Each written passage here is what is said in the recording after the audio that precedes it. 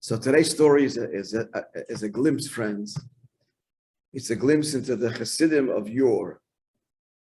yesteryear. This is not so long ago, but it's a previous generation, that was earlier. Read the story and then let's appreciate it a little bit. So he says like this, the author of the story. No, this is Tzemach Tzedek. So we're going back a little bit.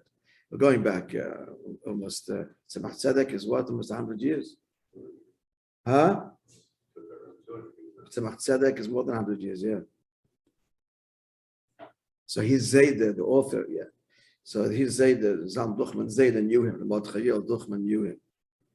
So listen to the stories. There was a chassid, his name was Herschel Dubrovner. He came from Dubrovner, or Dubrov, whatever it was called. Otherwise known as Herschel der Davener. Herschel, the one who used to daven a lot, as a chassid should do, especially Shabbos. So he was a chassid of Tzemach Tzedek. In the middle of his davening, which my father said, this is Zalman Duchman is saying, his father said was very sweet.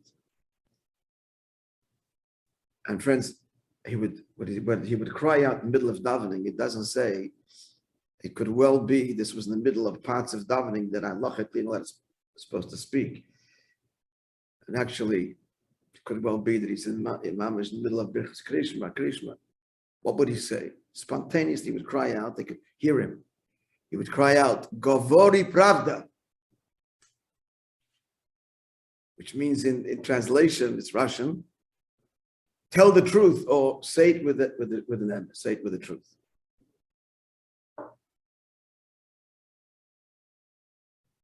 So what he's saying is, he's screaming at himself. Say it with the truth.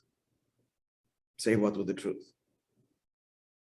The whole point of davening is Shema Yisrael, Hashem Lakin, Hashem Echad. It's all to declare, internalize the truth of what? That the Eivish is the only reality. And that everything that we have and that exists is because He grants it. And all of the descriptions, he would cry out and challenge himself. Say it with an emes. Say it with the truth. Chassidim would say, even Yom Kippur we say it seems to be so very repetitious, especially in the piyutim, those poems, and that we say it's worth the whole davening 24 hours, 26 hours, once to say it and mean it. And the emes is, if we mean it once, the emes, the question is, you meant it once, and the rest of the time you didn't, so what's the point? The point is, if you mean it once, but emes, it has an effect. Yeah, which the tell us for part of the answer is the whole answer.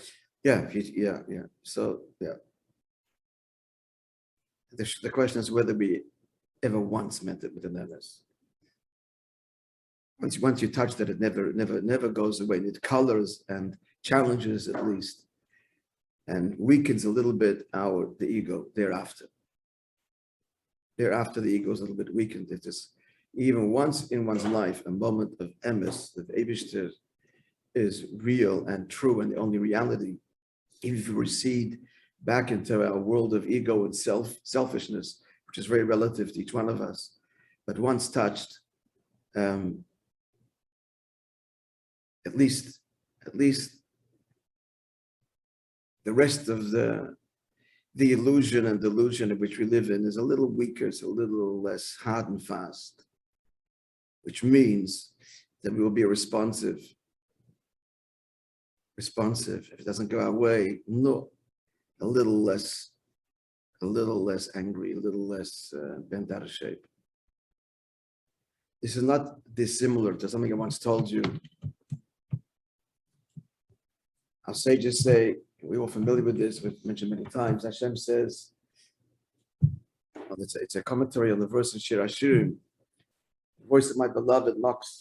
Kel doidi doifek. Hashem says, open up to me, even like the opening of the point of a needle. And I'll open up your heart like the entrance to the Beis Hamikdash. So the point of the needle, the Rebbe says, it's very small, but the point is it penetrates. Just give me one moment that is absolutely true, one mitzvah that devoted to without agenda till the end and with no obstacle, no excuse, even one. And in that moment, that's the emes. What does the needle do? The needle penetrates the thread. The world penetrates, the garment. The world conceals Hashem and creates this sense of ego and separation. And yeah, there's a God, but there's also me. And in fact, I often come first. So penetrate that, pierce it. And what does the needle have at the other end? Has the thread. That's the thread of Torah mitzvahs. One mitzvah, take one. But this is no compromise until the end. The point of the needle is selflessness, not about me, you, the purpose. Then this will affect everything. I'll open you up and it'll affect everything. And we see this in real life. This is what, at least somewhere. That's what he's saying, Hirschel the Davener, screaming at himself. What was the words in Russian? We all know the word Pravda, because that's the name of the Russian newspaper, The Truth, which is anything but the truth. Govori Pravda. Hema is saying to himself, say it with an emes. Chassidim of old.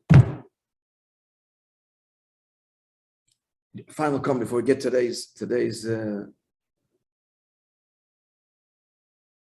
discussion. This is not our avodah today, so much this way.